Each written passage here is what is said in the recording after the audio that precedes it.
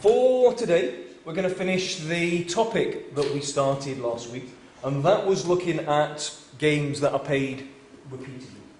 Now, last week, we looked at the type of game, a class of game where they're played an infinite number of times, where they're repeated an infinite number of times. And so we drew this crucial distinction between infinite and finitely repeated games. Now, when we talked about infinite repeated games, we didn't strictly mean that these games are repeated an infinite number of times. We talked about that subtlety of what infinitely repeating means. It means that games are repeated over a seemingly infinite horizon. And the crucial consideration here is that players do not know absolutely that they're playing the game for the last time. And we looked at the prisoner's dilemma. And we said, is it possible that when we play the prisoner's dilemma over a seemingly infinite horizon, would it be possible for collusion to be sustained in such a setting? Because we know in a prisoner's dilemma, what happens when we play it once? Players choose not to cooperate with one another. There's a dominant strategy in that game. That dominant strategy is not to cooperate with your fellow players. And so, Nash equilibrium in a prisoner's dilemma, if you play it just the once, is a non-cooperative outcome. However, when we looked at it over a seemingly infinite horizon, and we threw around various strategies, various punishment, trigger strategies, or even tit-for-tat, long-term strategies that players could play, and as such, it would be possible, only possible, for long-term collusion to be sustained. And that's what we arrived at last week. If you play a prisoner's dilemma over a seemingly infinite horizon, we can get a different outcome. However, it's not a clear-cut example, it's not a clear-cut definitive conclusion that saying just because you repeat it over a seemingly infinite horizon, absolutely you will get cooperation. It's all that subtlety that we went through last week, about having the right strategy, the incentives to cheat, the observability of outcomes. Well, it's possible that long-term collusion can be sustained, and hence the outcome of an infinite repeated game is different than if we play it just the once. So, that was a recap of what we looked at last week.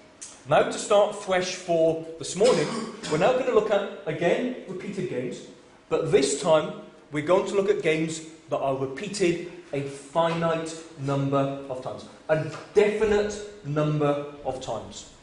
And the point about this, if you're playing a game a definite number of times, is the players know how many times they're going to be playing the game.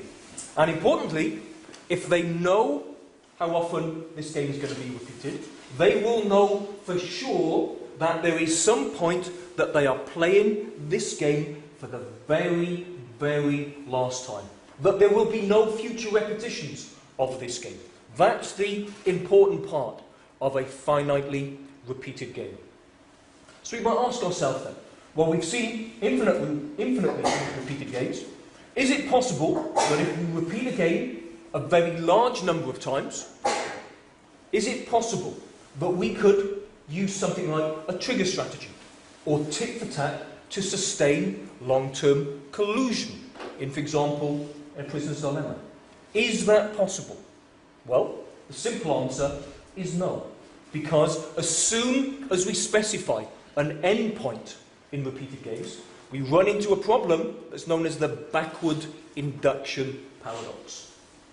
And we'll find in these games, and I'll bring this to conclusion right at the end as well, because of the backward induction paradox, each and every time you play the game, doesn't matter how many times you play it, if you repeat it a finite number of times, you will play each and every round of the game as if you're playing it just the once.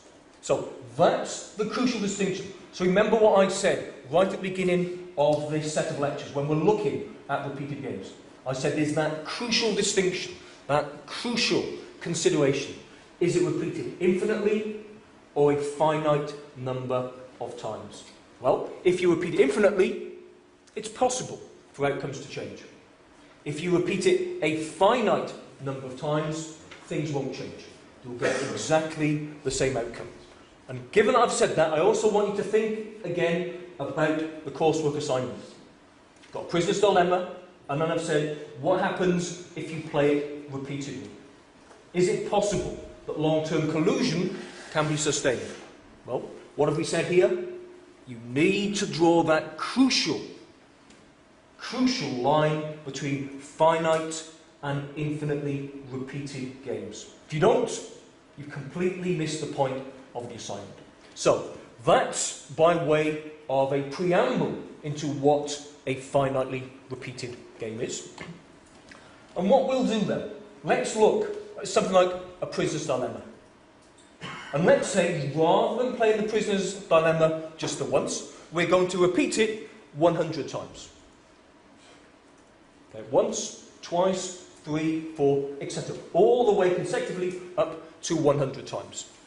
And so the question we ask ourselves is, given this repeated nature of the prisoner's dilemma, is it possible that we could sustain long-term collusion? If you play it just the once, as I've just alluded to, and as you know, if you play it just the once, the answer is no. You don't cooperate in a prisoner's dilemma. But now, this game is being repeated.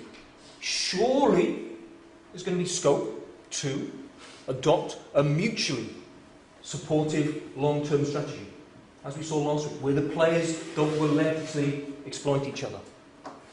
Surely, there are gains to be made in these 100 repetitions. So, could we, for example, use something like a trigger strategy, or tit for tat, to see what the outcome of this game is? See if it's possible to sustain long-term collusion. Well, as I've said, the answer to this, emphatically, is going to be no, because of that issue that I raised, the backward induction paradox. Now, where did we use this concept, that notion of backwards induction? We looked at that when we identified sub-game perfect outcomes, when we looked at dynamic games. Well, finitely repeated games are just a very, very special form of extended game. It's the way that we present them in this extended form. And how do we find the outcomes of extended games? We use backwards induction and we go right to the very, very end of the game, find the optimal outcomes there, and then move backwards towards the beginning of the game. And that identifies for us the sub-game perfect outcomes. So, given that we've set up the prisoner's dilemma, we're going to play it 100 times. So, we can represent it in its extensive form. We play it once, then we have our game tree, then we play it second time, third time, fourth time, etc., all the way down to the 100th and last time that this game is going to be played. And so, if it's a special form of extensive game, if we're going to solve it by backwards induction, what do? We go right to the very, very end of the game. And what is the end of this game? The end of this game is when this prisoner's dilemma is being played for the 100th and final time. So that's what we do. We go right to the end and look at it. 100th time, the last time. And given it's a finite game, the players know for sure that they're playing it for the 100th and final time. So they might ask themselves, okay, I've got the possibility to cooperate with my fellow player in this last round. Why would they want to do that? The only reason you would ever want to cooperate with your fellow players in a prisoner's dilemma is to elicit cooperation for the future. It doesn't pay you in a direct sense to cooperate in the present, because you get a lower payoff. You're always better in the prisoner's dilemma not cooperating. So, the players, they could choose to cooperate, and the only reason for that is to elicit cooperation in the future, to establish a reputation of being cooperative with your fellow player, because that will lead to higher long-run payoffs. So think about this last time that the game is being played. Is there an incentive to cooperate? Well, there's never an incentive to cooperate in the present. In this 100th time, though, would there be an incentive to cooperate to elicit cooperation in the future? So answer yes or no. Right. A few quiet voices. Yeah, well done. The answer is no, because where is the future? There is no future. The only reason you'd want to cooperate in the last time would be to elicit cooperation in the future. But the players know there is no future. This absolutely is the last time the game is being played. Hence, there's no incentive to cooperate. And so in this very, very last round, the players will not cooperate. And so think of that process of backwards induction. What do? You go to the end, you identify the outcomes in that final play, you take those as given, and then you move back. That's how we find the sub-game perfect outcomes. So, in this final round, there's no incentive to cooperate. The last time players play the game, they know there's no future, they will not choose to cooperate with each other. They will follow their dominant strategy to defect, or not work hard, or shirk, not cooperate. Call it what you want. But that is the incentive. You don't cooperate with your fellow player. So we take that as given. And then what do? Then we move, backwards induction says, then we move to the preceding round. Well, the preceding round is the 99th round. So, again, think about the thought processes of the players. Do they have an incentive to cooperate in this 99th, this penultimate round? Well, of course they do, but only if it means that they will elicit cooperation in the future. So, they're playing it for the 99th time. I'm thinking, okay, I could cooperate now and be willing to sacrifice a slightly lower payoff now for a higher payoff in the future. But they already know the future is round 100. And what will happen in round 100? Nobody is going to cooperate. So there's no reason to cooperate in the penultimate game. The only reason you'd cooperate in the penultimate game was to elicit cooperation in the future. But in the future, you know nobody is going to cooperate. And hence, in the penultimate time this game is played, there is no cooperation. And so we then take that as given. The 99th time this game is played, players will not cooperate. We take that as given, and we move back to the 98th time. And then we find the optimal outcome there. We take that as given, and then move back to the 97th. Take that as given, and then keep on moving back all the way to the beginning of the game. But in each and every round that this game is played, you can see, because of these thought processes we've just argued through, there is absolutely no incentive to cooperate in any round that the game is played. And hence, what do we get?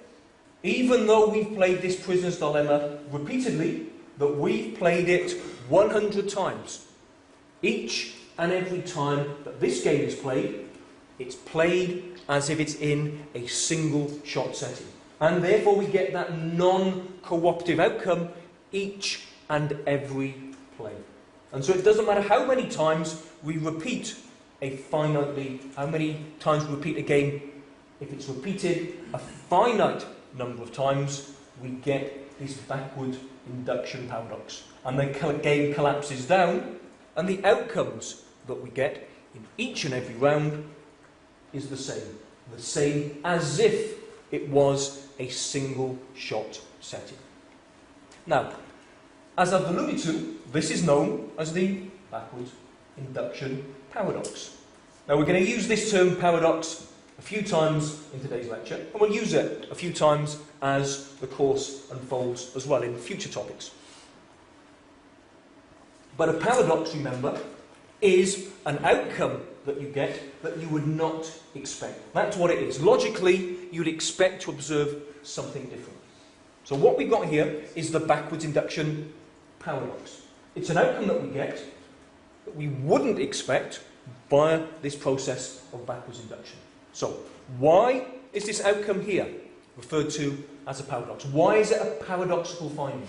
Why might we expect to find something different? Well, the reason we run into this problem of the backwards induction paradox in these finitely repeated games is twofold. Firstly, there's a discontinuity between the logic of playing a game a very large number of times, but a large but finite number of times, and an infinite number of times. Given what we've said, it doesn't matter how many times, because of this backwards induction paradox, it does not matter how many times you play the game. If the players know for sure that they're playing the game for the last time, it all collapses down. That's the backwards induction paradox. Well, that's not really what we'd expect intuitively. You might expect, well, okay, if you're playing a game once, you get a certain outcome. But as you play it more and more and more, and as did you play a large number of times, the outcome that you would get, that you might expect to observe, would be much closer to what you would observe with an infinitely repeated game. But that's not the case. We could play this game not 100, but 1,000 times, 10,000 times, 1,000,000 times. If you follow the logic of this backwards induction paradox, it makes no difference. You can repeat it an incredibly large number of times, and you still get the outcome as if you're playing it once. And that's not what we would expect to see. That's just not logic, it's not intuitive. So that's the first reason why this is referred to as the backwards induction paradox. And secondly, it also, this sort of finding, where if you play games over a repeated horizon, that you don't get cooperation, it completely and utterly flies in the face of experimental evidence. We put human subjects together, we test them in ways like this in experimental economics, even if they were playing this game for a finite number of times. Do we always get the outcome where players just don't choose to cooperate? Simple answer is no. So even though we get this theoretical finding, it does not accord with what happens in reality. If humans can continually interact with one another, even if it's for a known number of repetitions, we do get cooperation. So again, that's why it's a paradoxical finding. It isn't something that we'd expect to find intuitively. So the question I want to throw at you now then is it possible to resolve this backwards induction paradox? Well, it is, and it's quite simple to do it. But it does involve changing one of the cornerstones of how we've set our games up so far.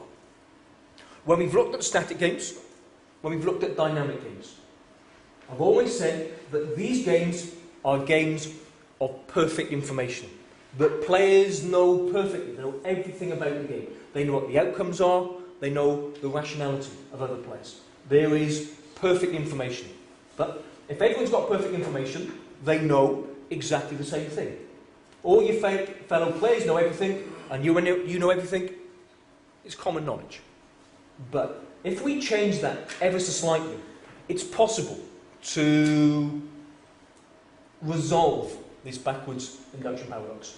Now, the way in which I'm going to do this for the moment is going to be in a very sort of hand-wavy, very intuitive sort of way. After Easter, when we come back, when we start looking at Bayesian Nash equilibria, there's going to be an awful lot more formality to that. And I'm going to introduce to you the idea, formally introduce the idea about players knowing different things. And we're going to go through a little bit of maths, a bit more analysis, but all I want to do for today is just give you an idea about how altering this idea of common knowledge could affect the outcome of this game. And by altering this idea of common knowledge, what we're going to do is introduce to you this idea of information asymmetry. So when you would have studied the advanced micro in Teaching Block 1, you would have seen the nature of information asymmetry and done it to death in things like the insurance markets. Well, it's the same sort of idea, and how that impinges upon the players within the game. And even introducing a very, very small amount, or even the possibility of asymmetric information, can significantly alter the equilibrium outcomes in finitely repeated games like this. Okay? So we're just going to do a small tweak to the way that we've set up games so far. So again, we're going to look at a finitely repeated prisoner's dilemma. So that part hasn't changed. And we'll say that player 1 is rational. Player 1 is a logical, rational player. he knows all the payoffs to him and his fellow player, and he's also knows perfectly, understands and appreciates perfectly this idea of the backwards induction paradox. He knows what it means to be playing the game for the very, very last time, and the incentives that he and his fellow player will face. So, that's player one. As I said, nothing has changed from the setup that we would have seen previously. Ever so slightly different though, we'll now say that his fellow player, player two, might be irrational. We're not saying he is irrational, but there's just a possibility that he might be irrational. And by irrational, I mean that he might just not fully appreciate the implications of the backwards induction paradox. We're not saying he doesn't know it, it's just a possibility that he might not appreciate it. So that's the only slight, subtle change to the way that we've set our game up. So, where's the information asymmetry? Well, the information asymmetry is the fact that these players absolutely know their own characters. Player one knows that he's rational. Player two knows that player one is rational. But the problem is, the information asymmetry is that player two knows his own true character. Player two knows whether he is quote-unquote rational or not. He knows whether he fully understands the implications of the backwards induction paradox. He knows it, but player one doesn't. Player one can only guess what his fellow player might be like. Can only guess what his fellow player might do, whether he understands the full implications of playing the game for the last time. So that is the information asymmetry. So, what does this mean then? Well, with even this small amount, it doesn't mean that player one has to be irrational. It doesn't mean that player two has to be irrational. All we require is that player one doesn't know for sure whether or not his opponent is irrational. So, think about his thought processes. Player one knows that there are obvious benefits to adopting a long-term cooperative strategy. Player one knows this. But if he knew his fellow player was rational, he wouldn't do it because he knew, if you understand backwards induction, you won't cooperate with me. But he thinks there's always a possibility that your fellow player might follow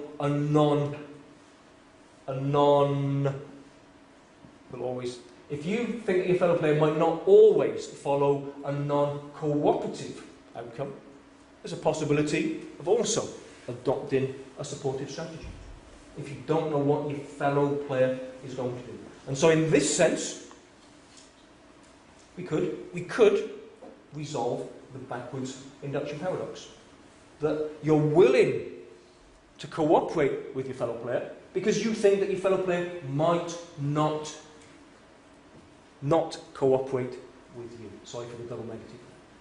Okay? We read it back on the video, listen back on the video, you'll see exactly what I said was correct. It just sounded a little bit clumsy for the moment. But that's the idea. If you can't guarantee that your other player is going to rescind from any sort of cooperation, there's a possibility that long-term supportive strategies could be adopted, even if we're playing it for a definitive, a finite number of times. Now, this idea of common knowledge and information asymmetry, an appealing way of looking at that is thinking of it as a way in which a reputation can be established and built up. Now, in this particular example, the reputation is for irrational behaviour. But a much more appealing way of dealing with reputations and seeing how the backwards induction paradox is affected by the way in which a reputation is established can be taken from this next example, which is known as the chain store paradox. Now, in the chain store paradox, this, I should say, by the way, is just a finitely repeated version of that game of market entry that we've seen in previous weeks. Remember I told you, certain games that you need to be able to fall back onto. On this game of market entry is one of them. we're going to use it here. And again, I also alluded to the fact that after Easter, we're going to be looking at Bayesian Nash equilibrium. The cornerstone of that and the way in which I'm going to teach you that, again, is going to boil down to this game of market entry. So, the chain store paradox is just a finitely repeated version of this game of market entry. And in the chain store paradox, a monopoly. A chain store has a monopoly in n different towns, whatever number n might be. So it's the incumbent firm within all of these markets.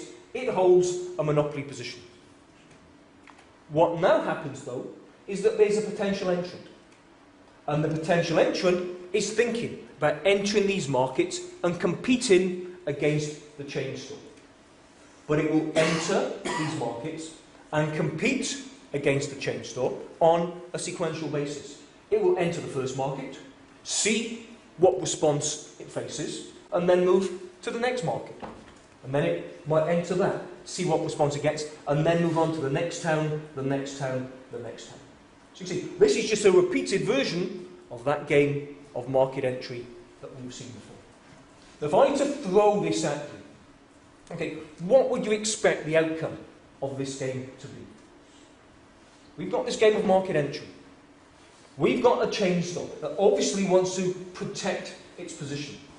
But if you think about the real world, what would the manager of any firm do? The owner of such establishments do? Well, you wouldn't allow firms to enter your initial markets. You would fight them.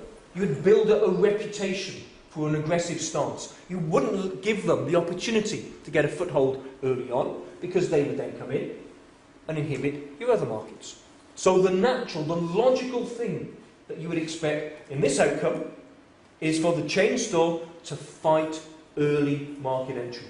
It might make some losses early on, but it makes losses early on in order to protect profits for the future. That's what we would expect. Is that what we find? The simple answer is no. What we get goes back to here. The outcome that we get is paradoxical. We don't get the outcome that logically, intuitively, we'd expect to see. And so what we would expect to see is that the chain store builds up a reputation for aggression, but it does not allow early entry. It drives the entrant out of these markets in order to protect its long-term profits. That's what we expect to see. Is that what we get? The simple answer is no. And why do we not get that? Well, it all boils back down again to that backwards induction argument. Because there comes a point where these two firms know that they're playing the game for the last time. So, more formally then, just to remind you what that game, what that game of market entry looked like. This is, in any town being played, this is the game. This is the game that we've seen before. We've got the potential challenger thinking about entering the market. Does it come in or does it stay out? And then if it chooses to enter the market, the monopolist, the incumbent firm, then chooses. Does it acquiesce or does it fight? Does it allow the challenger into the market uncontested, or does it fight market entry? For example, cut its prices. And we've seen numerous times before what the outcomes of this game are. So the least preferred outcome is where they both end up in a fight with each other, if market entry does occur. The most preferred outcome for the challenger is that it enters and the monopolist acquiesces. It gets its highest pair for 2. And for the monopolist, its most preferred outcome is that the challenger gets the pair for 2 when the challenger stays out of the market altogether. So, imagine this is the last town. This is a finitely repeated version. So let's say we look at the very, very last town that's being contested. That's how we identify the outcomes in these finitely repeated games. So let's go right to the end. What's going to happen here? The chain store might say, don't enter my market. If you do, I'm going to cut prices. I'm going to make it really, really unprofitable for you to enter this market. It can issue these threats. Is that threat credible? Well, you know it isn't. These are all the arguments we've rehearsed before. In this game of market entry, the threat to fight is not credible. Doesn't matter what the monopolist would say, in the last round that this game is being played, what will the monopolist do? It will always concede market entry. Again, it's those same sort of arguments as before. The firms know that they're playing the game for the last time. The only reason the monopolist would want to protect its profits in the present, would be willing, I should say, to take lower profits in the present, would be in order to have higher profits in the future. But this is the last time. There is no future. So there's no point taking a loss in the present. It doesn't protect anything for the future. And so, in the last time that this game is played, the monopolist absolutely will not fight market entry. So, the challenger knows this, and what's it going to do? Does it stay out of the market and get a pair for 1? Or does it enter, knowing the monopolist will acquiesce, and get a pair for 2? Obviously, it prefers 2 to 1, and so it will choose to enter the market. And hence, our sub-game perfect outcome, our sub-game perfect Nash equilibrium, in this last town, is where the challenger enters, and the monopolist acquiesces. Exactly the same as it would do as in a one-shot setting. So that's the last round. But now, what do we do? Backwards induction argument. Let's go back to the penultimate town. And think about it. Why, in the penultimate town, would the chain store wish to fight market entry?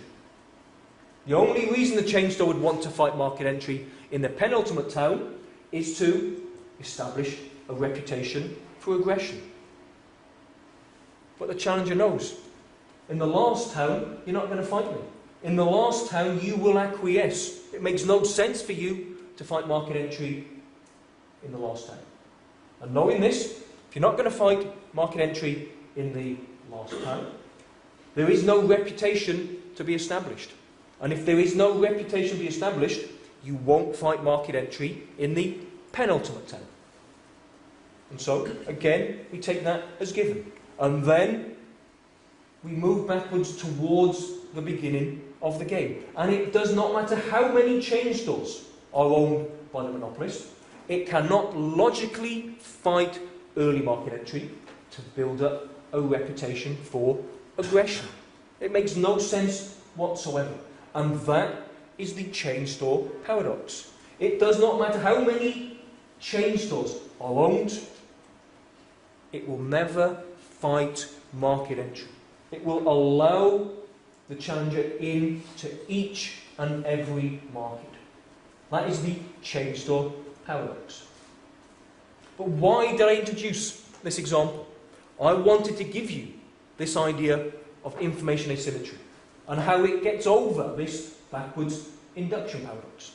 So how could we relate that to this game of the chain store paradox? Well, let's think.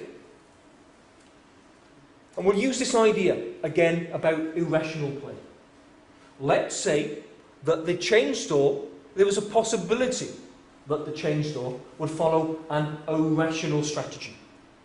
That it didn't quite understand the implications of the backwards induction paradox. Now, we're not saying the chain store is irrational, but there's a possibility. And the potential entrant does not know for sure that the chain store is rational or irrational, that the monopolist is rational or irrational. So follow through the thought processes then of this challenger. It knows that when it enters the market, it could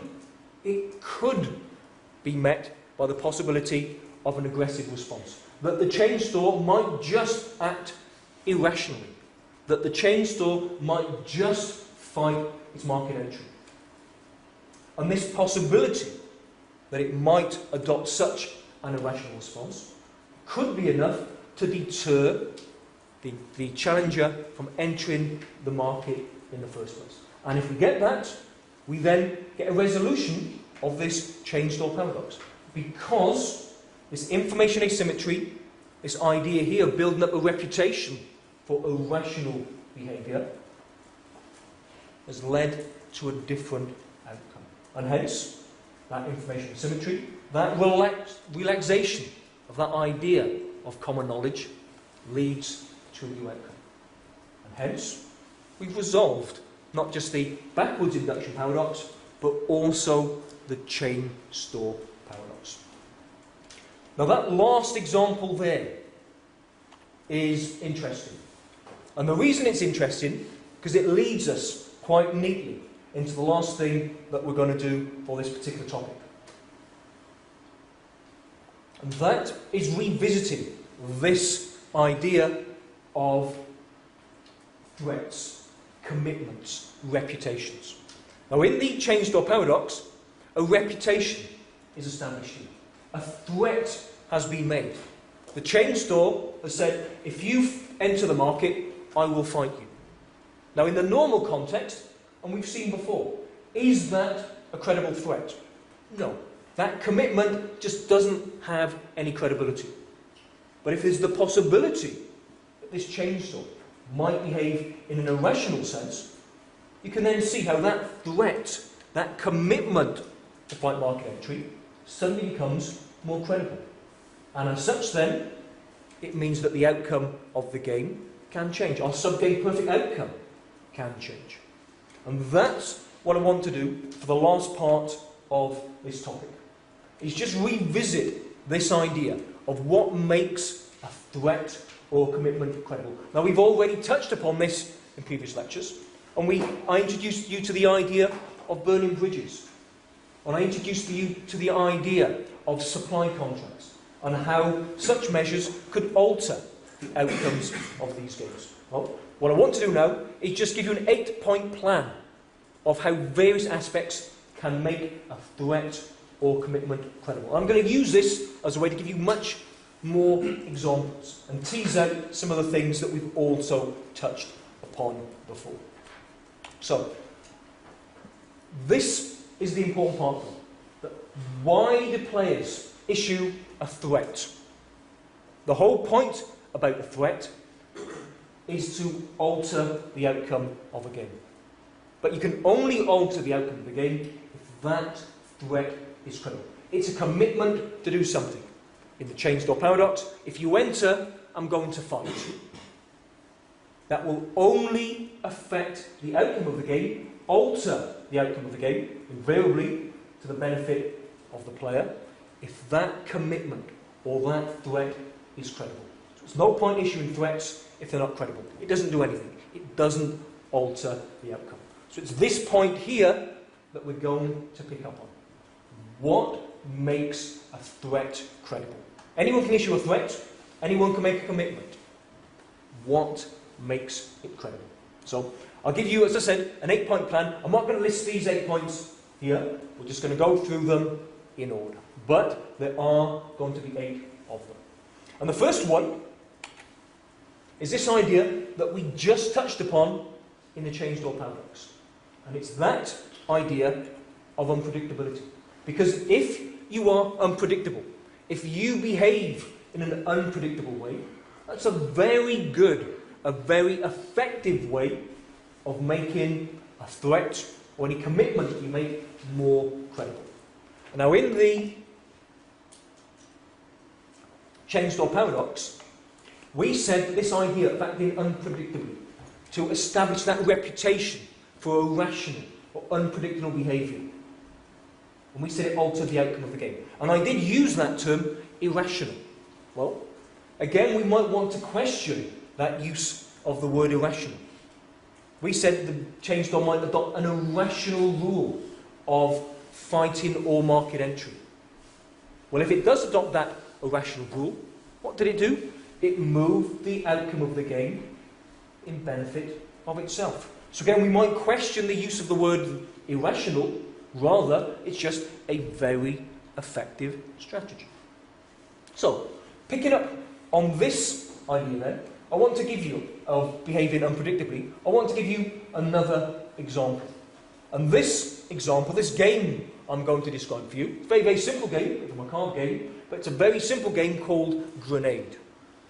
And in this game, you are approached by someone, a random person in the street, an adversary. And this person walks up to you on the street and says, unless you give me £1,000, I'm going to set this grenade off. Okay, that's the game. Right, let's see how we represent that in its extensive form. Okay? There's a sequencing of moves here. So you're approached by that person. That's what they said. Now, this is the game that plays out. So you now need to make that first choice. Do you give the person the £1,000, this random person who's approached you with this grade? Do you see? Okay, there's £1,000 for you. If you do, well, the game ends, and you lose £1,000, and that person who approached you gains £1,000. Remember, when we do these extensive games, just to remind you, I'm going to give them in the order in which the players move. So you are moving first, so you give away £1,000, that's your payoff, and the game ends.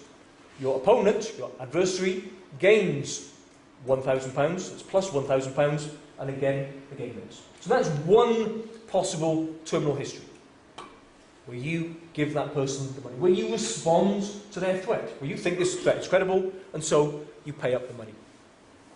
Alternatively, though, you might decide not to concede this threat, in which case you don't give that person the money. You don't give them the £1,000. But if that's the case, we then arrive at your adversary's choice note. Now that person has a choice to make. Do they set the grenade off, as they threatened? In which case, if they set the grenade off, it's going to take both of you out. Okay? You can't get a worse payoff than that. So minus infinity to both of you. So that's one possibility, if the grenade is set off. Alternatively, your adversary might not follow through on this threat, in which case, again, the game ends and nothing changes. You go get a payoff of 0. He doesn't get £1,000, and you don't lose £1,000. So in which case, the game ends. That's the game in its extensive form. You move first. Do you respond to this threat or not? If you don't respond to the threat, then the adversary needs to choose. Set the grenade off or not set the grenade off. Well, how do we solve this game? Well, let's do it formally first. Backwards induction will tell us to go right to the end of the game and then move backwards towards the beginning of the game. So in this last sub-game that's being played, where the adversary is choosing, do I set the grenade off or not? Well, if the adversary sets a grenade off, they'll get a payoff of minus infinity. If he doesn't set the grenade off, he gets a payoff of 0. Well, choosing between that, it's fairly obvious what he's going to do. Would much rather payoff of 0 than a payoff of minus infinity. So we know that threat there to set the grenade off is just not credible. You know it's not credible. You can remove that as a viable response. And hence, you're left with a situation. We take that as given, and then we move to where you make your choice. And when you make your choice, you have the options of giving the money away, in which case you lose £1,000, you get a payoff of minus 1,000, or you don't give the money, knowing that your adversary isn't going to set the grenade off, and you will receive a payoff of 0. Now naturally, 0 is preferred to minus infinity. And hence, you're not going to give. You're going to remove the give the money away as a viable option.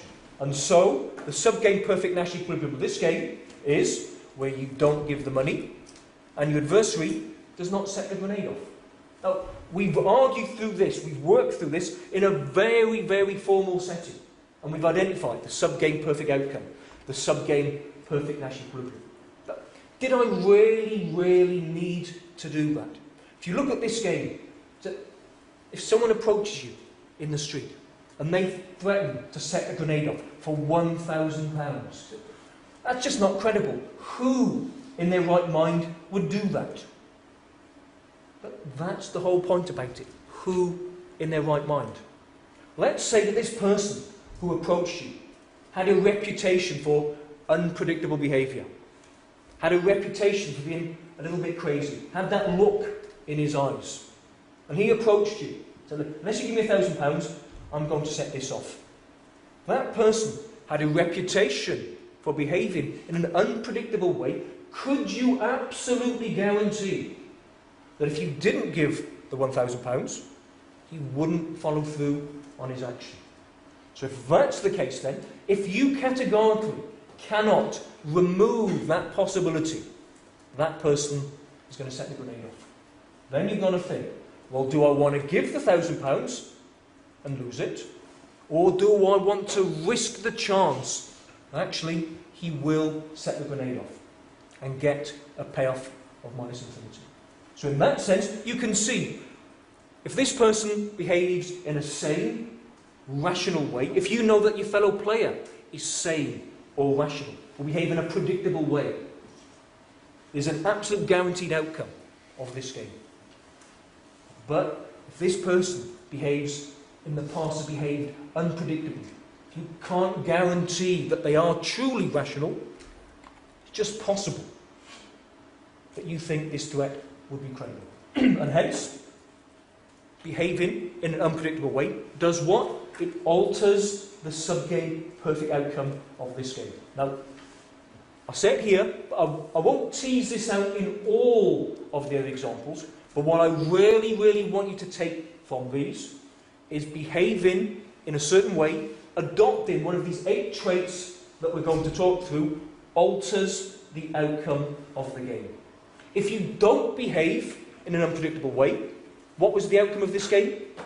It was here in the bottom left, where you don't give the money and the adversary does not set off the grenade.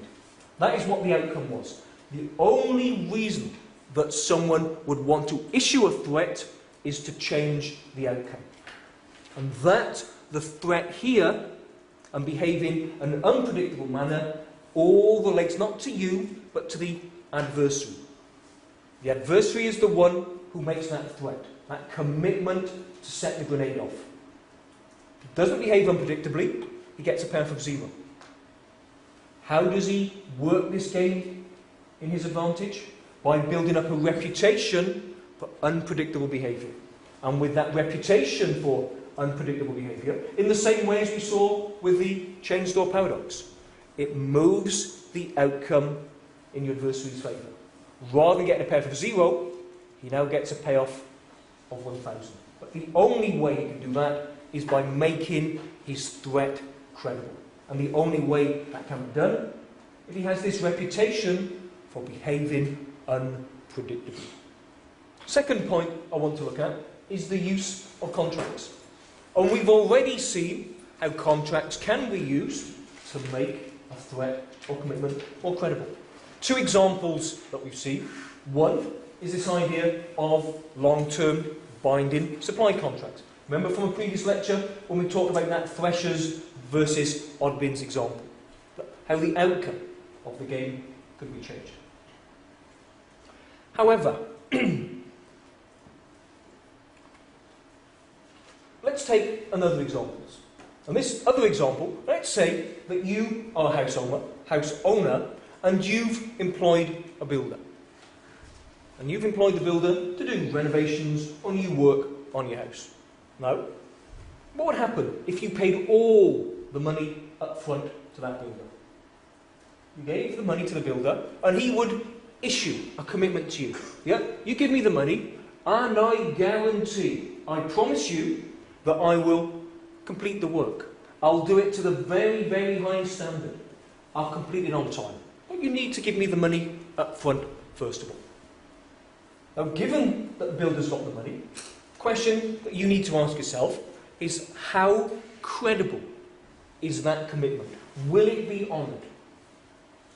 Given that the builder has all the money up front. Well, one thing you could do is to delay the payments. You could defer the payments until the end of the contract.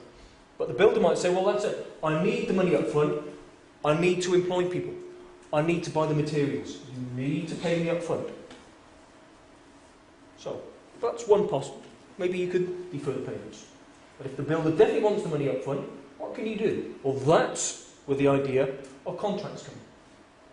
But it all boils down to, do you believe his commitment to finish the work on time, to a good standard? That's the nature of the commitment that he makes. Well,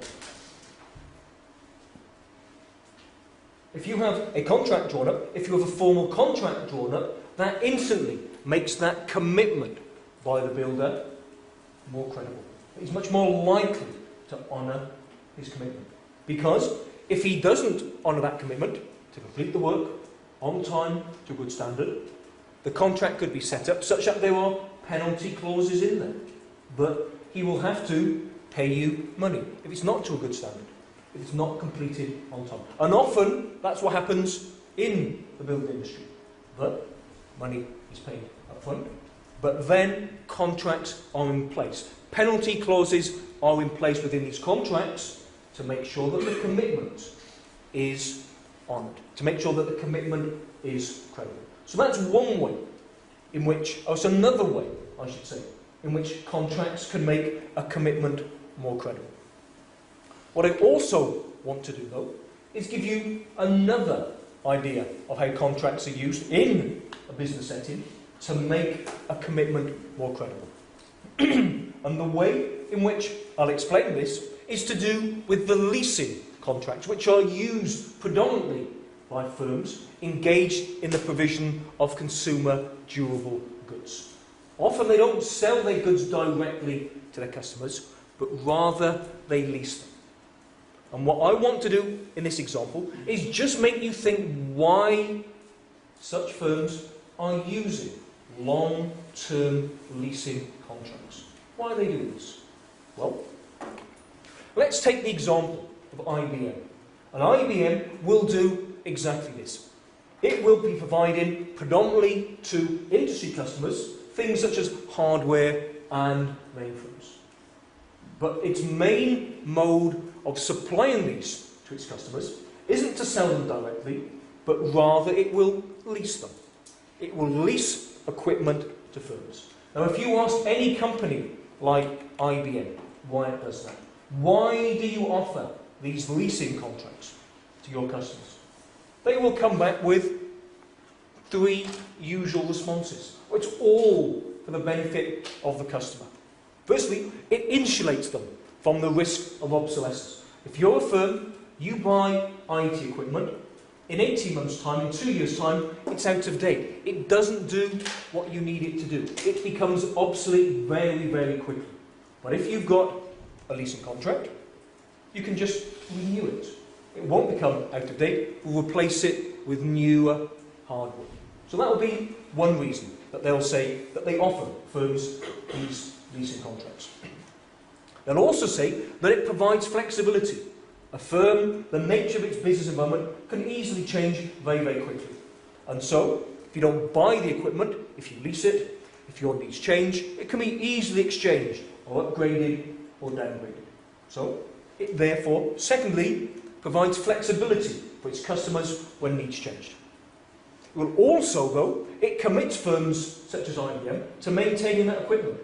If you, as a firm, buy your own hardware, buy your own IT infrastructure, if things go wrong, you've got to replace it. You've got to repair it.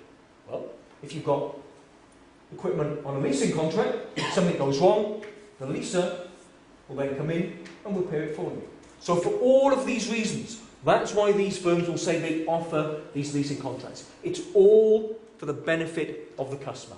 It gives them flexibility, allows them to adapt. That's what the firms say.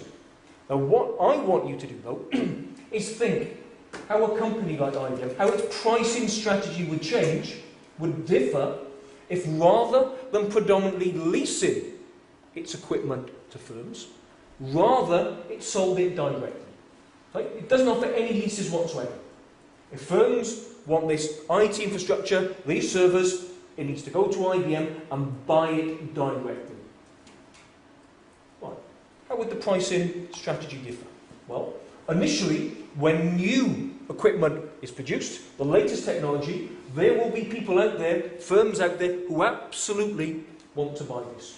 They want the newest cutting-edge technology. And they will pay that premium price. They will pay the price for that. However, what happens when this initial surge is over? Once computers, this new IT infrastructure, new capital stock, once it's available in large numbers, there will still be customers out there who want to buy it, but don't want to pay the high price. So what will they do? Well, they'll delay buying it. These customers are more price sensitive. And they don't want to pay the high price for the equipment. They want to pay a lower price. And again, what I want to do is throw out a very, very simple question at you. In this sort of setting, when you've got firms like IBM, who do you think their biggest rival is? And by answering this, you'll see the exact point of this example. And when I ask people thought, oh, well, it's Cisco or it's Microsoft, something like that. It isn't. It isn't those other firms in the industry. Firms like this, its biggest rival would be its future self. And that's the point. Who do customers want to buy off? Do they want to buy off the IBM in the here and now, charging a high price? Or do they want to buy the exact same thing from IBM in the future, charging a lower price? See, that's the point. And it's these customers out there who want to buy from the IBM in the future who will charge a lower price that IBM want to attract. And how do they attract them? Well, the only way they can attract them is by giving them what they want. Giving them the IBM in the future who's going to cut prices. And so after IBM initially charges a high price, there will still be customers out there who want to buy its product, but not at the current price. There's something lower. And so, in order to attract these customers, what will IBM have to do? It will have to cut its prices. But if it cuts its prices, what does it mean? It means it loses out. It makes less profit. And obviously, the more customers who are out there waiting for this price cut, the bigger is the incentive for firms like IBM to cut their prices. So, what does IBM do? It would say, well, look, don't bother. We're not going to cut our prices. This is it. This is the price that we're going to charge, and we're not going to cut them into the future. This is it. But how credible is that commitment not to cut prices? Because you can see, there is obviously a temptation to cut prices, to attract these customers. And the quicker you cut prices, the quicker you can attract them. And the more customers out there, the bigger is the incentive to cut prices. So this is the nature of the commitment. The commitment from IBM is not to cut prices. Given this scenario, though, if IBM's predominant business model was not to cut prices, would that commitment be credible? The obvious answer is no. So, this is where leasing contracts come in. If IBM leases its equipment as well as sells it directly to customers, it then makes the cost of a price reduction much more costly. Because who has to receive this price drop? Well, it's not only those potential customers out there who've delayed purchasing the equipment, but also it's those existing customers who have got these leasing contracts with IBM. And so having this portfolio of leasing contracts makes it much more costly to cut prices. And hence, that's the nature of the commitment. By having these leasing contracts, that commitment not to cut prices is now much more credible. So, again, that's another way in which contracts can be used to make a threat or commitment more credible. In this case, the use of leasing contracts, as predominantly used by firms in the provision of consumer duals. Okay, that was point 2. The third aspect is, again, quite a fairly simple one. And this is to cut off communications. That you say something, and then that's it. There is absolutely no further chance of renegotiation. And the last will and testament is probably a very, very good example of this. Now, if your granny talks you around the breakfast table and says, look, what I'm going to do, when I'm dead and buried, I'm going to give all of my money to the cat's home. You're not going to get a single penny. Well, if Granny's sitting there in front of you, you try to dissuade her. Actually, we quite like this house. We'd like this when you're no longer here. Why don't you give it to us? There's always chance there of renegotiation. She'd made that commitment, that threat to give everything away. But now there's this opportunity for dialogue, for conversation. But if the first chance that you get, or the first opportunity that you get to renegotiate this, is at the funeral, when a will is open, there is absolutely no chance of renegotiation. So you say what you're going to do, and then totally cut off communication. And that is a way of making a threat or commitment more credible. If there is communication, there's a possibility of renegotiation. There's the possibility of rescinding upon that threat or commitment. If you totally cut off all communications, any threat or commitment issued is therefore much more credible. So, cut off communications. That was our third point. Now, burning bridges, as then it's our fourth aspect of making a threat more credible, is an aspect that we've already covered. And we went through that rather abstract example of Army 1, Army 2, and choosing whether to occupy or invade the island. Well, there are many, many real-world examples I can give you along exactly the same lines. So given that we've seen the example before, I won't formally set it out, but I'll just give you this different example along exactly the same principles. And if you read through many, many military conquests, many aspects in history, you'll see this recurrent idea coming through. And this example, just to give you a slightly different flavour of how burning bridges works, relates to the conquest of Mexico by Hernán Cortés. When Cortés and his conquistadors landed in Sempoala in Mexico, what Cortés ordered was for all but one of his ships to be disabled or destroyed. So you can imagine, they landed in Yucatan Peninsula, Mexico, Sempoala, and they had these less than pleased Aztecs bearing down upon them. The Aztecs obviously didn't want them there. Now, Cortés and his men were vastly outnumbered. So, you've got all these agitated Aztecs. You've got a small group of Spaniards. Realistically, there's only going to be one outcome. And for the Spaniards, it wasn't going to be pleasant, and it certainly was going to be bloody. So that's why Cortés orders his ships to be destroyed or disabled. So they were backed up against the sea. Aztecs coming down from the hinterland. So, what did this do by ordering his ships to be destroyed? Well, one thing, in terms of just purely morale basis, it unified Cortés's troops. They knew absolutely they had to fight to the very, very last. They couldn't retreat. There were no ships there. They had to fight the Aztecs that faced them. And they had to fight to quite literally the very last drop of their blood. So in that sense, it unified his troops. More importantly, though, it also sent a very clear signal to the opposition, to the Aztecs.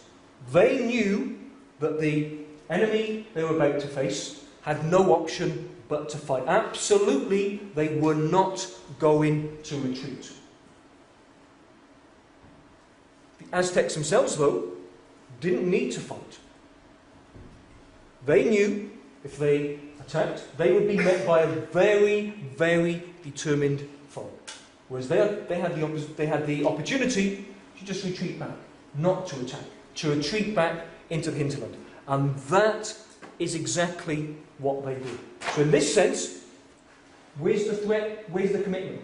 The threat from Cortés and his men to the Aztecs: if you attack us, we're not going anywhere. We're going to stay here. We're going to fight you. Being vastly outnumbered, would that be a credible threat? Would it be a credible commitment? We've seen before in these ideas of burning bridges. The simple answer is no. That is not a credible threat. However, by burning his bridges, or in this case, burning his ships, Cortés and his men had no option of retreating. All they could do was fight. And in that sense, that changed the outcome of the game. Where The Aztecs, given the choice of either retreating themselves, not attacking, or fighting such a determined opposition, took the option of retreating back into the hinterland. And so, by burning the bridges, Cortes and his men made credible their threat to fight, and as such, altered the outcome of this game. So, burning bridges. Our next point, our next example, relates to this idea of leaving the outcome beyond your control. And for this aspect, what I want to do is talk about the film Dr. Strangelove. The Peter Sellers film, I don't know if anyone's watched it, the film Dr. Strangelove. Now in the movie Dr. Strangelove, there was a device known as the Doomsday device. And this was a buried cache of nuclear bombs. And these nuclear bombs would be automatically triggered in the event that anyone attacked the Soviet Union. And in particular, if the United States attacked the Soviet Union.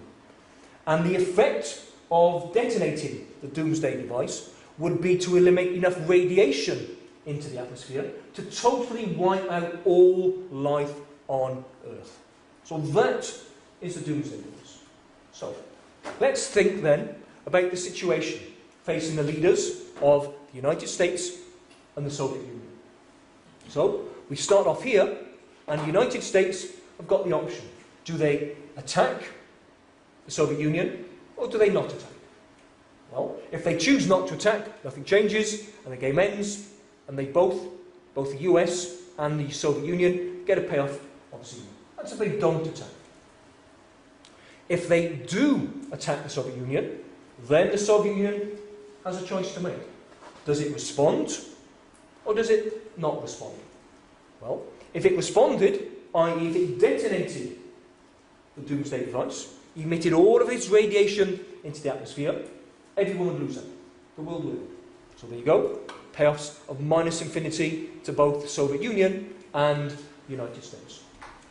The alternative response from the Soviet Union, though, is not to detonate the Doomsday device, to not respond, in which case the outcomes would be 1 to the United States and -1 to the Soviet Union. And you can see the way that we put these preferences in here, how these preferences are ordered. That's the least preferred outcome for both, where the device is set off. The most preferred outcome for the United States is that they attack and the Soviet Union do not respond, and the most preferred outcome for the Soviet Union is that the United States do not attack in the first place. So that's a very, very simple game that's set up. So let's think, what would happen first of all if the Doomsday device wasn't in place? If the response was not automatic? The Soviet Union would say, if you attack us, absolutely we are going to respond. That's our threat. You attack us, you're going to get it back. The Doomsday device is going to go off. So, that's their threat. Well, what would the outcome of this game be? Well, we solve it by backwards induction.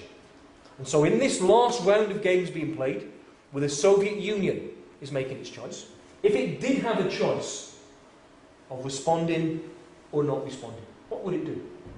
Well, if it responded, it would get a payoff of -infinity. If it didn't respond, it would get a payoff of -1.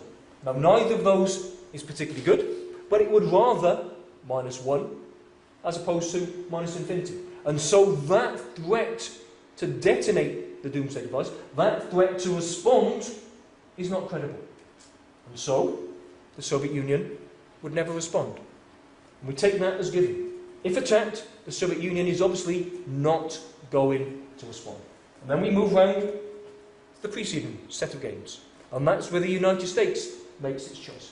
Does it attack, knowing that the Soviet Union will not respond, in which case it receives a payoff of 1? Or does it not attack and get a payoff of 0? Well, choosing between these two, it much rather is 1 than 0. And so it will choose to attack, knowing that a response won't be forthcoming. And hence, the subgame perfect Nash equilibrium of this game is that the United States attacks and the Soviet Union does not respond. Now this is the point of the threat though.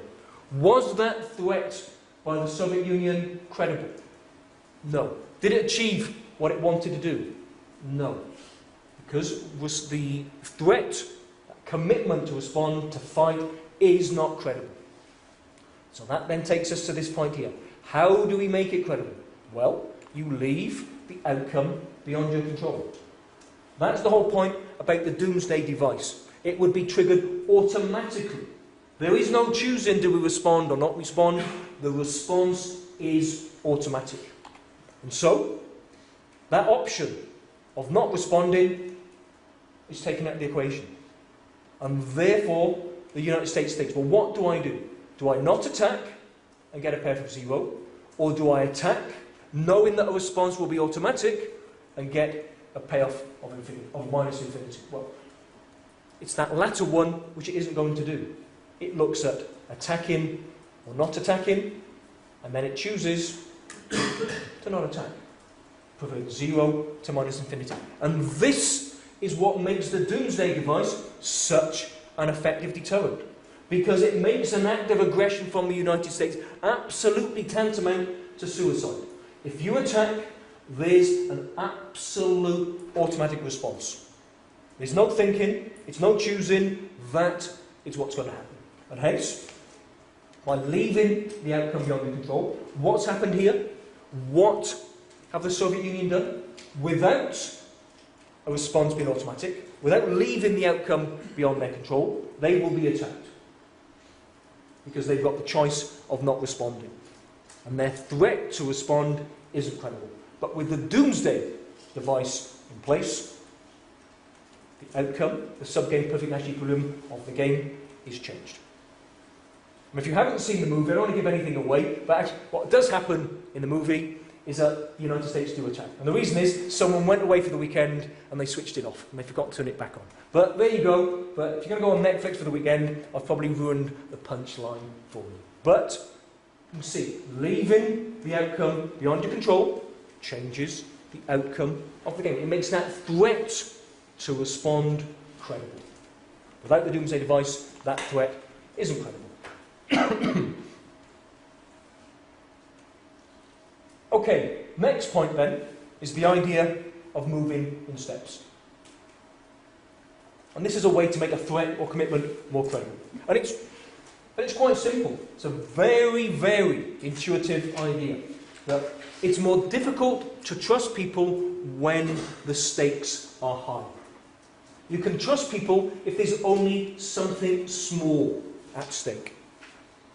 So, what can we do? We can move in steps. You break down the nature of that commitment. So you might have a big commitment, but you move in steps. You take it in small steps. And because it's easier to follow through on a small threat or honour a small commitment than it is to honour a bigger commitment.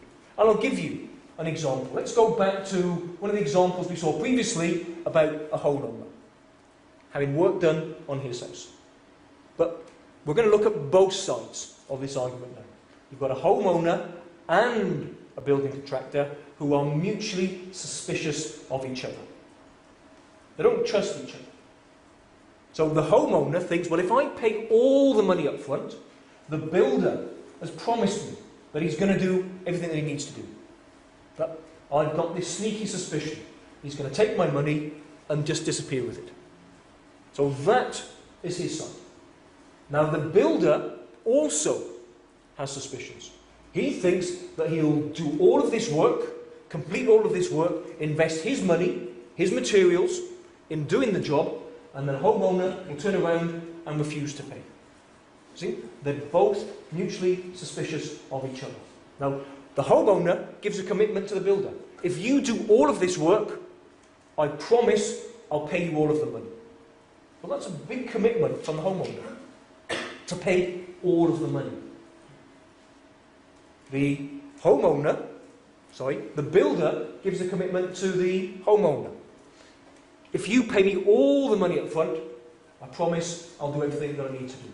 Again, that's a big commitment. Do everything if all the money is paid up front. So, What can we do? Well, we can break the nature of this commitment down into much smaller parts. The builder, for example, could work for a week, and at the end of the week, he is paid the money for the work that he's completed. So we've broken down the nature of that commitment. So the homeowner isn't paying for absolutely everything after it's been completed. He's just paying for a very, very small part of that. And the commitment by the homeowner is therefore more credible, because it's easier, it's more likely that the homeowner would pay for that small amount of work rather than all of it. And so if we can break down the nature of the threat or commitment, it's easier to honour. And as such then, if it's easier to honour, it is more credible. Now, a variant upon this idea of moving in steps is also the idea that what happens if you issue a threat and therefore you've got to action that threat. You then need to follow through on that threat. It's pointless issuing a threat if it isn't credible. See, this is the whole point about it. But what's easier to commit to? What's easier to follow through on? A small threat. Big threats don't always work if they're not credible. Again, this relates to this idea of the size of the commitment, the size of the threat. So I'll give you another example. And this second example, all related around to the idea, the size of the threat, it's the punishment should fit the crime. And so in this example, let's say that there's a looming trade war between the UK and Ecuador. And the reason for this is that the manufacturers of UK bikes have seen a lucrative export market. They said, well, what we can do, we can produce our mountain bikes and sell them in the Andes of Ecuador. That's what we want to do. We want to import our bikes into the country. However, what the Ecuadorian government want to do is protect their domestic producers of bicycles. And so what they do is they completely ban the import of UK bikes into Ecuador. So now, the UK government has a problem. How do we open up this market for our bike producers? Well, in order to open up that market, it needs to do something. It needs to commit itself to a certain course of action. It needs to issue a threat. Because if it doesn't, UK bikes don't get imported into Ecuador. So it doesn't happen. So the UK government needs to do something. Threat.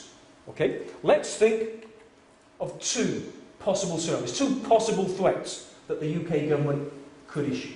The first one, it says to the Ecuadorian government, if you don't allow us to import our mountain bikes into your country, we're going to commit ourselves to a military attack upon you. Ludicrous. I mean, it's just totally and utterly out of scale with what the problem is here.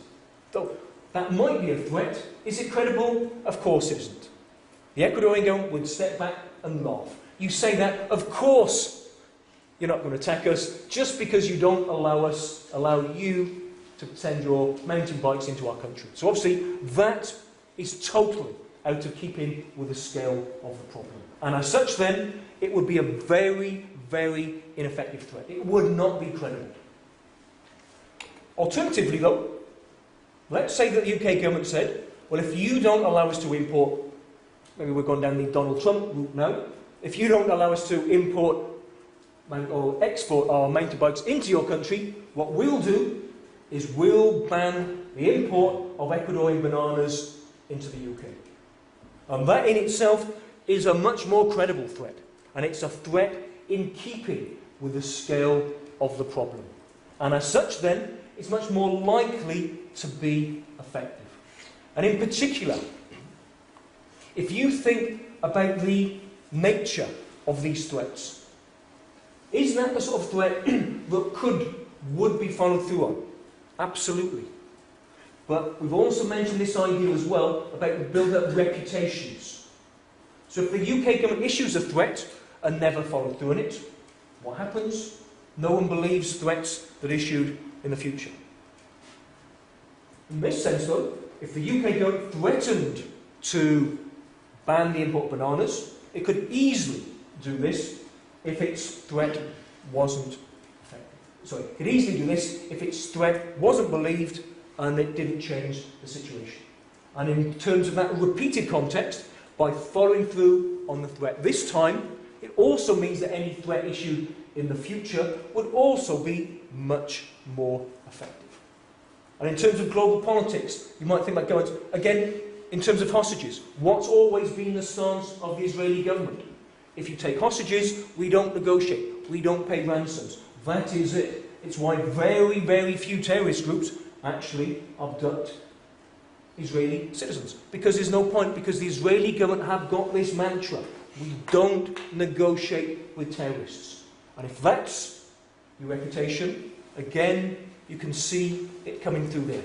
If you follow through on a threat or commitment once, it then makes it more likely that any threat or commitment in the future will be believed. But the threat needs to be in keeping with the scale of the problem. Again, just that variant on that moving in steps idea. Okay, very quickly we'll do this one. Fairly straightforward. And this is the idea of teamwork. Individuals can be weak. If we act individually, it's much less likely that we'll follow through on a commitment. By working in teams, it builds resolve. And a good example of this is the very successful use of peer pressure, as used by self-help groups such as Alcoholics Anonymous. So when people go to these sorts of groups, what's their commitment?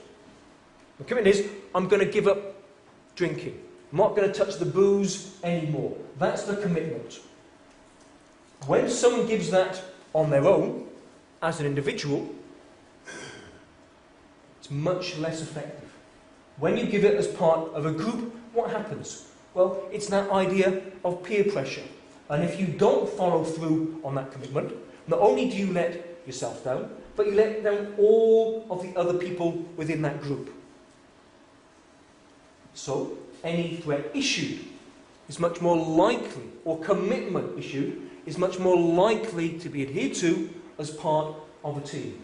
Exercise groups, running clubs, diet clubs, it's all exactly the same idea. Social bonds and social institutions are set up where prestige and self-respect within the group are lost if you don't honour commitments. And hence, any threat or commitment issued as part of a group is much more likely to be adhered to.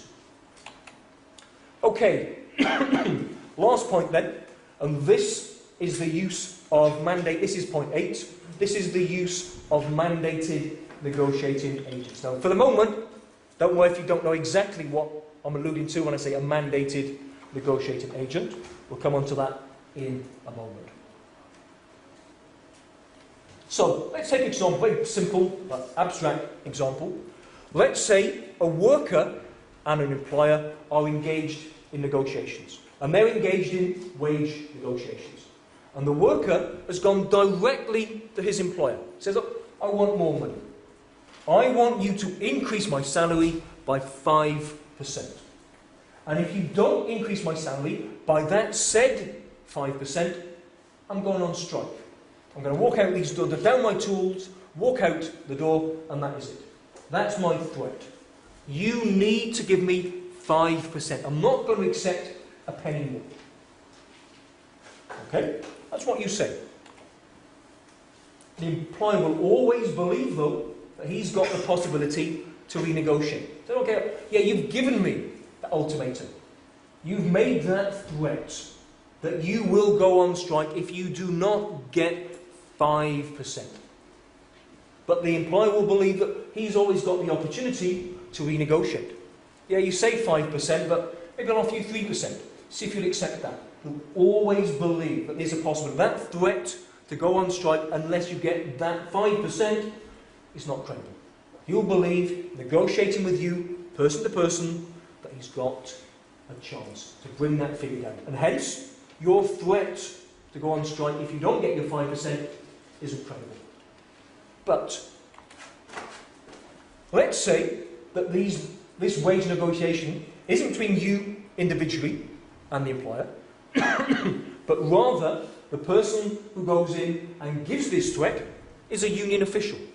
That is someone who negotiates for you, has got a mandate for you, and your mandate is, you tell my employer, it's 5% or nothing. And if we don't get that 5%, it's strike. So you've got a negotiating agent. That union official is your mandated negotiating agent. And he will have a mandate of 5%. And he will have much less flexibility to move away from that 5%. If he did, he might minimal lose face. Maximum, what he might well do is lose his job. He's got a mandate for 5% and that is it. He's not allowed to accept anything else. And so the negotiation that takes place between the union official and the employer, the dynamics is different. There is much less scope for negotiation. And hence, you can see how your situation will be improved, the situation of the worker will be improved by using a mandated negotiating agent. Any threat or commitment is now more credible because there is no opportunity to renegotiate. And let's take this to the nth degree. So there you go. So the threat of strike is more credible when delivered by a mandated negotiating agent. But let's take this, though, to the ultimate degree. Who are the ultimate mandated negotiating agents? Well, they are machines. And I want to give you an example just to illustrate this. Let's say you go into a shop. It's a really warm day in Swansea, like it usually is, and you're really thirsty, and you want a can of Coke. You go into a shop, little corner shop, and you see the Coke's there, got the price tables and said 50p. So that is the commitment from the shopkeeper. If you give me 50p, I will sell you that can of Coke. But if you give me anything less, you're not going to get it. I will only take 50p for that can of Coke. Okay? So you rumble in your pockets, you get your change out, you count it, oh flipping heck, 49p. You are so desperately thirsty, and all you've got is 49p. And the shopkeeper says, we can have this can of Coke if you give me 50p. Well, here's a possibility. You go to the shopkeeper, say, look, I've only got 49p. Will you sell me that can of Coke regardless? Well, as a human, there's always a possibility. He might go back on that commitment to only sell you the can of Coke if you give him 50p. Mr. Look, I've only got 49p, that's fine, okay? I'll take that, there's a can of Coke. So there's a possibility that commitment to only sell you the Coke for 50p might not actually be credible. However, let's say it's the exact same scenario. It's blisteringly hot outside. You go into a store and you see a vending machine. And there are lots and lots of cold cans of Coke in there. And it says, cans of Coke 50p. And you get your change out and you've got 49p. With that vending machine, there is absolutely zero chance of renegotiation. That commitment to sell you a can of Coke for 50p is absolute. And so that commitment is more credible when issued by the ultimate mandated negotiating agent, i.e. a machine. So all of these collected together are 8 ways of making any threat or commitment more